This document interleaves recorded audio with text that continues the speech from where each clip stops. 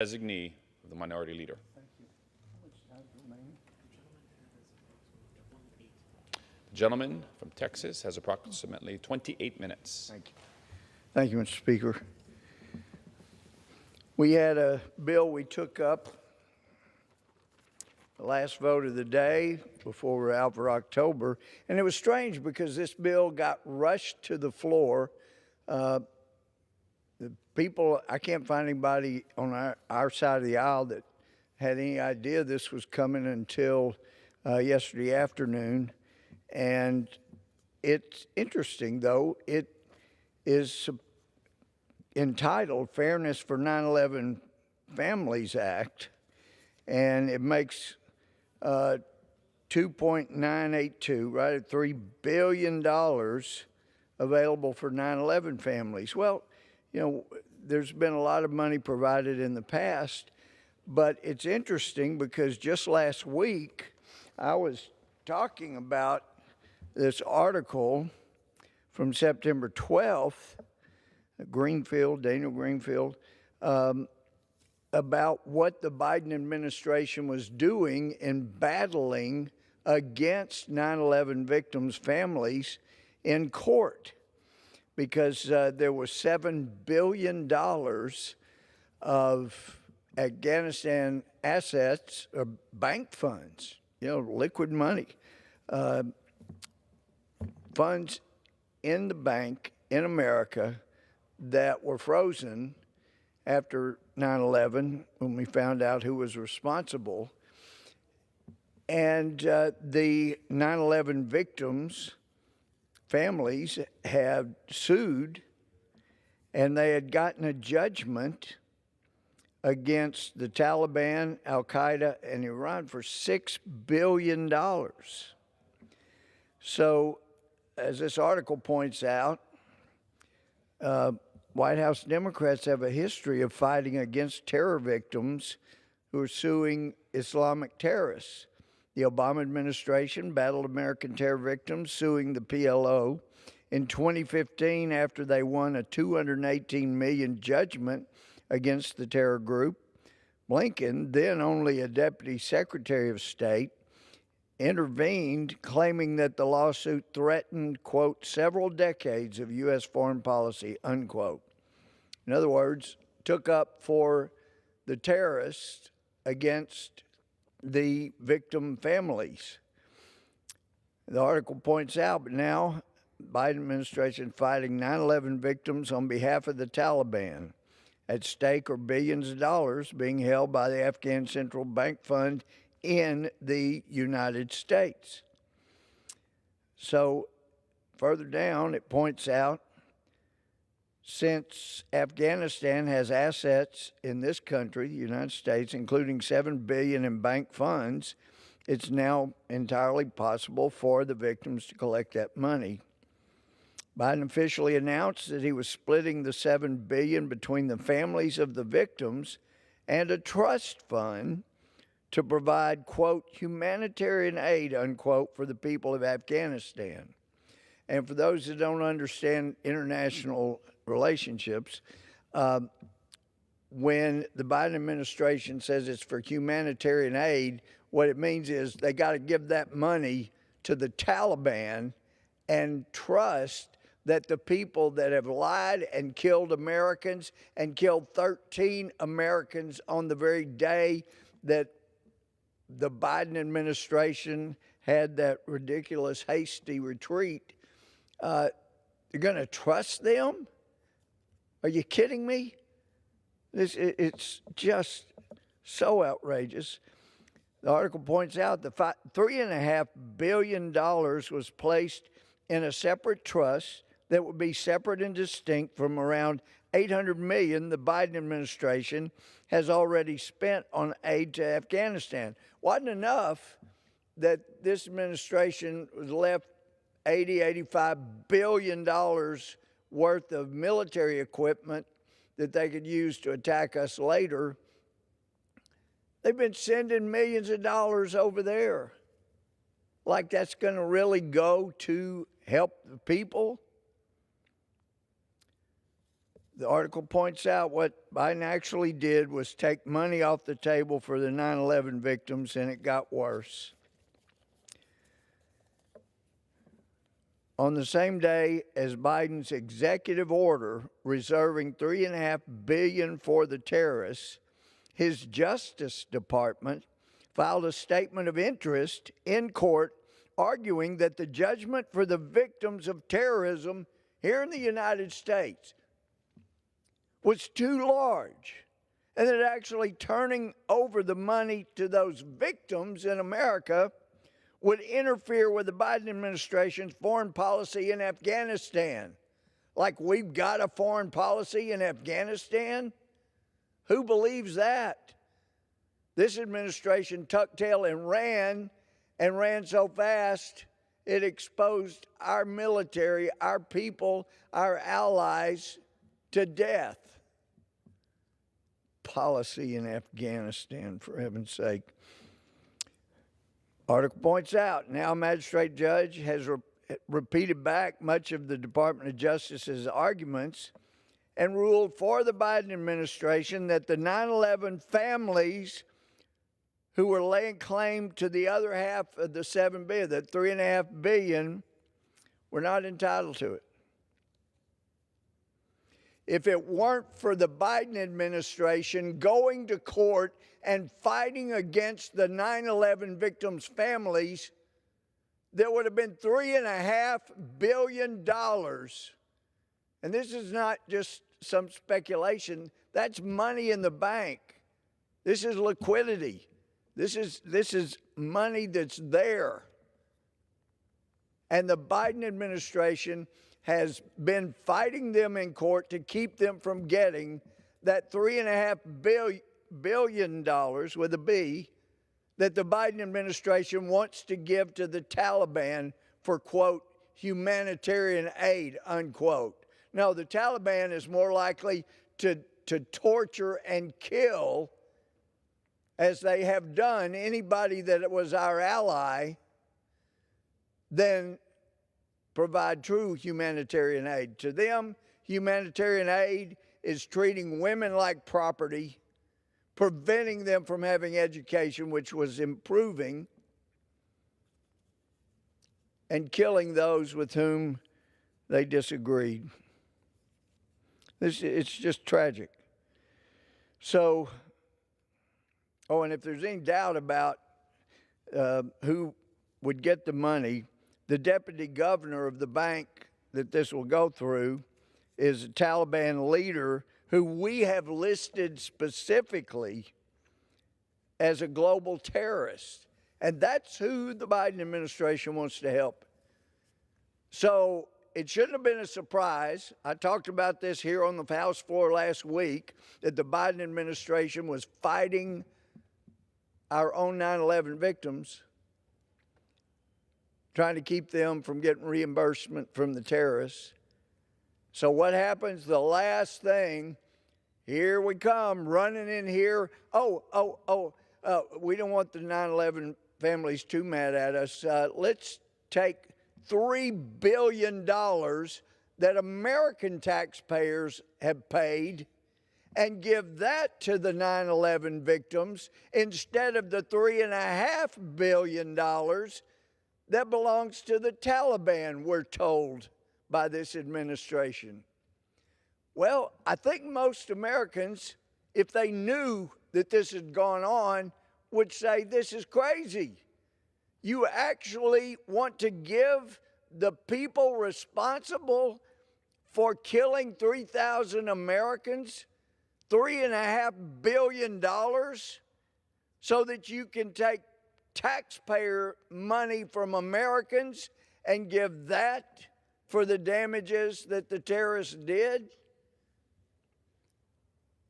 That makes no sense, but it does explain why the last bill for the next month and a half was $3 billion of taxpayers' money that the Biden administration wants to use instead of the $3.5 billion that they say they need to send to the terrorists, the Taliban in Afghanistan. It was bad enough that this administration deserted our allies in Afghanistan and left them to be massacred by the evil within the Taliban. And now they want to give the terrorists even more money. I mean, at least you would have thought somebody in this administration would have said, you know what, we left them $85 billion of military equipment. I think they can get $3 billion out of that and would pay the victims of 9/11. But this administration, $85 billion of equipment they left with them, has added $800 million of American taxpayer dollars sent over there to the Taliban for humanitarian aid. Yeah, right. And now they want to give $3 billion more of taxpayer money instead of terrorist money, give that to 9/11 victims. So I think there were 30 or so Republicans that voted against this, and anybody who tries to say they don't care about 9/11 victims is a liar, because they do, and that's why we've appropriated billions of dollars for them. But in this case today,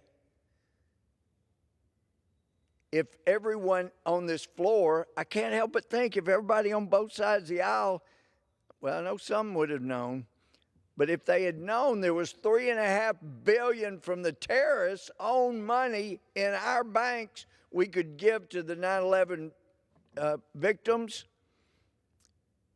then they would say, you know, that's probably a better idea than taking it from American taxpayers.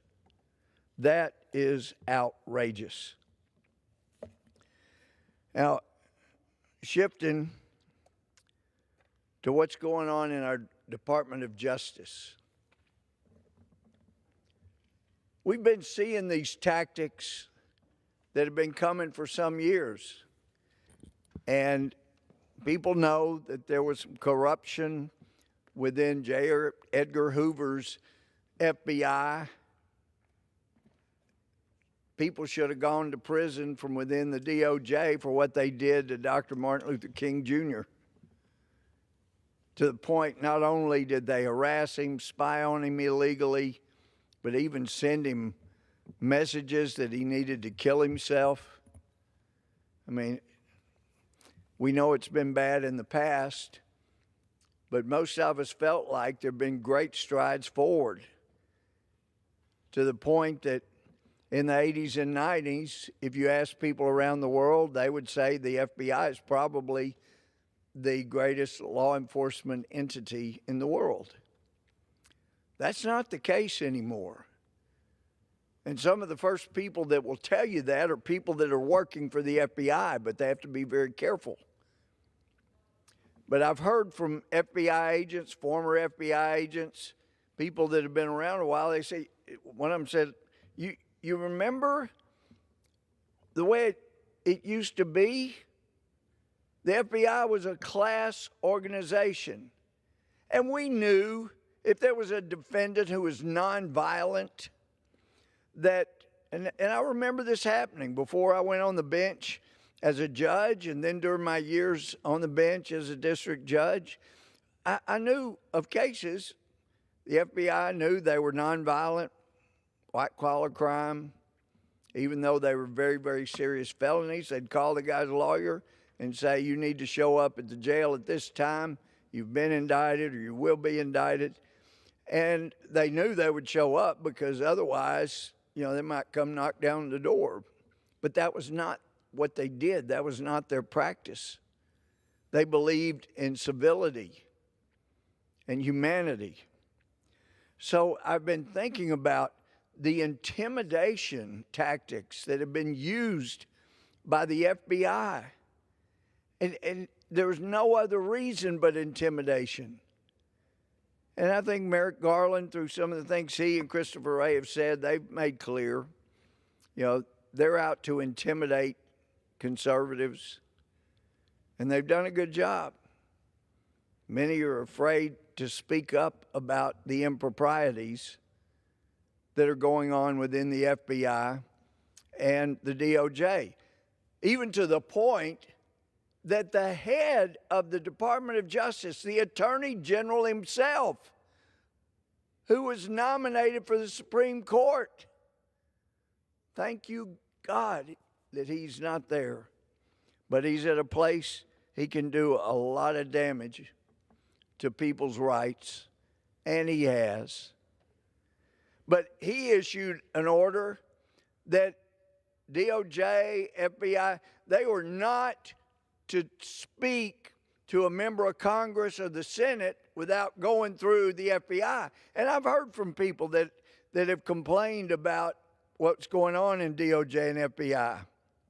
And they talk about how Christopher Wray has talked repeatedly using this line, protect the brand, protect the brand.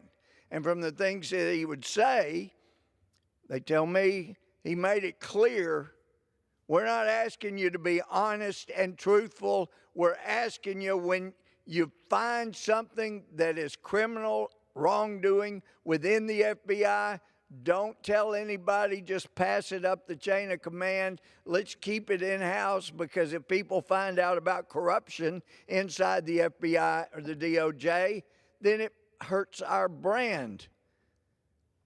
Christopher Wray and Merrick Garland apparently don't understand the damage that they have done to the brand of the FBI and the DOJ. And for the Attorney General, knowing the Constitution and knowing this body's right of oversight, and knowing that everybody inside and outside the Department of Justice has a constitutional right to talk to their member of Congress without going through Merrick Garland's screeners, and yet he orders that they don't have the constitutional rights they've got, because he thinks his orders take precedence over the U.S. Constitution. And why wouldn't he think that? Because they have been giving orders that take precedence over the Constitution.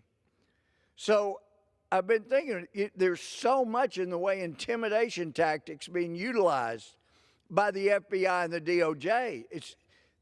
That's exactly what the tactics were of a group that people understood. They were all about intimidation.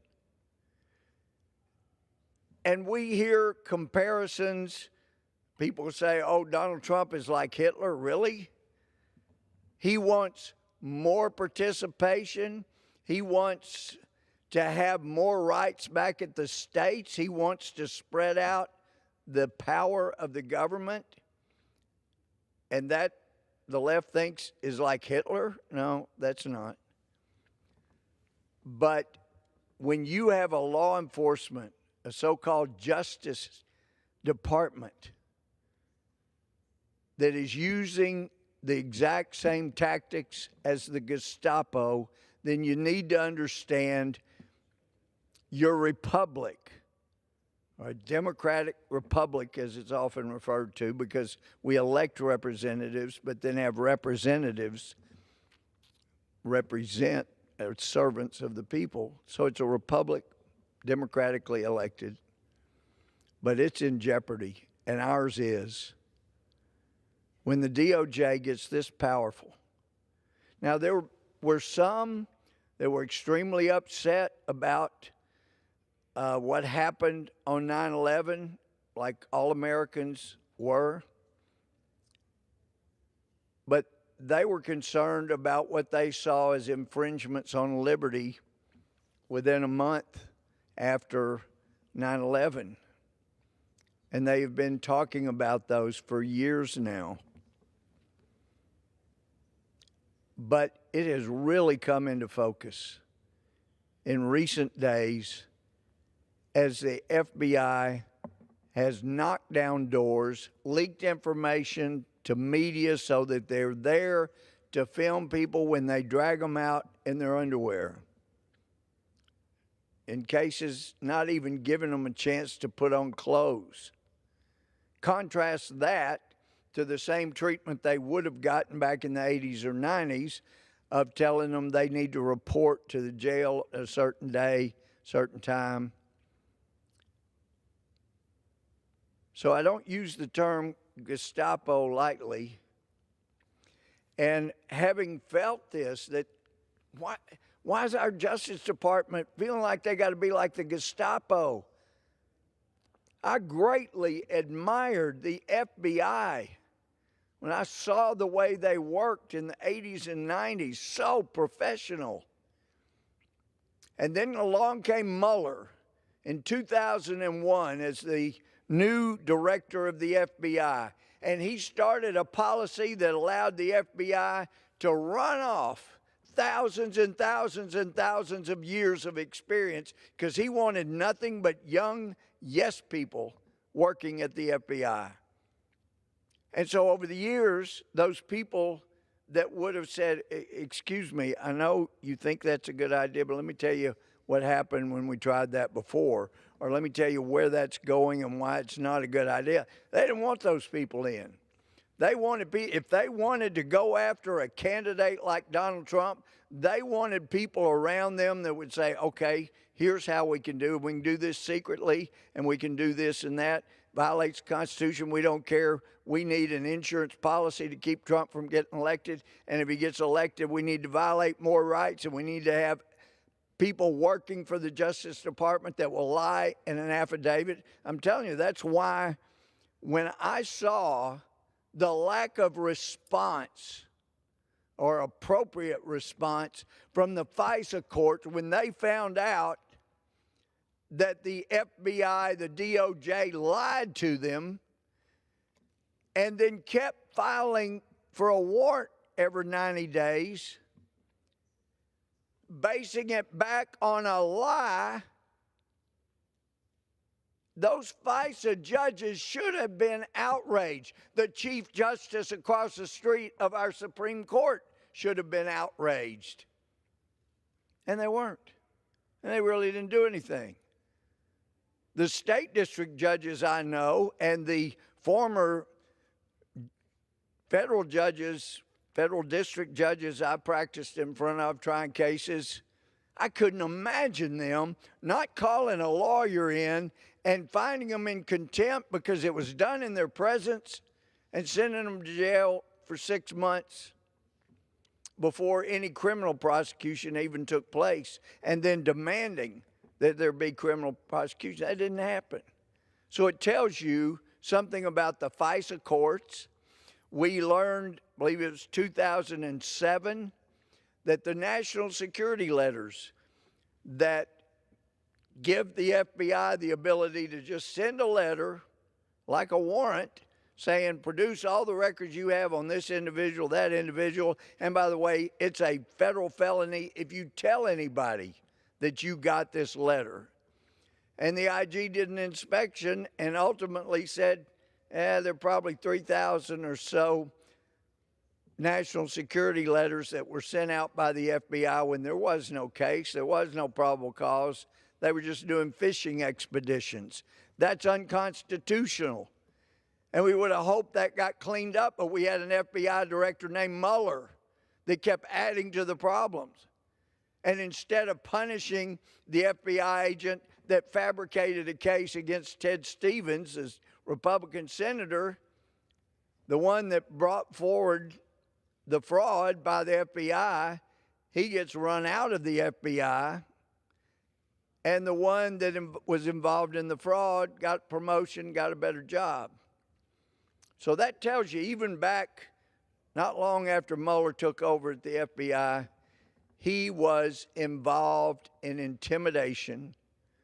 And really, I've felt it ever since. We know that William Jefferson was a criminal, committed a crime, and was punished as he should have been.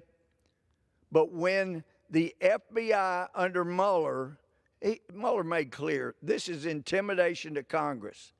You better not mess with me or counter me or have legitimate oversight over what I'm doing, or I may just come search your office. Well, they did. Never been done before that. But it was all about members of Congress concerned about what was happening at the FBI, abuses of our Constitution. So he shoves it right back in our face. It's intimidation. These are Gestapo-type tactics. And there was an article that was written in the Eurasia Review back September 1 of this year, and it expressed the concern I have. It's entitled "The FBI's Gestapo Tactics, Hallmarks of an Authoritarian Regime." And it talks about, with every passing day, the United States government borrows yet another leaf from the Nazi Germany playbook. Secret police, secret courts, we have FISA, and I'm fine if we get rid of them. We had national secrets that were kept before FISA, but the abuses and the lack of concern about the abuses by the judges tell me we need to get rid of them.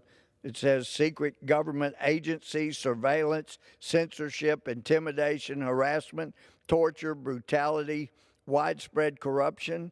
And look, if that power's there and Republicans take over and put staunch conservatives in there, we still would need very, very stringent oversight so that nobody did that to the Democrats. Because when it happens to one side, it should concern everybody. I got really upset when I found out about the abuses of the national security letter, and that was under the Bush administration. And I was calling it out. I was angry about it. And I'm not hearing any Democrats concerned about the abuses of the Constitution that have gone on, the intimidation, that borrowing pages directly from the Gestapo. This is how you intimidate people. Well, this is very serious. And I don't have time to go into all of this. It's a good article from Eurasia Review, but it goes and documents what the Gestapo did and what the FBI is doing, and it's scary. And I hope that if Democrats are not willing to address this issue now, then surely they will be when we have a Republican administration, because the abuse needs to stop. With that, I yield back. Gentleman yields back.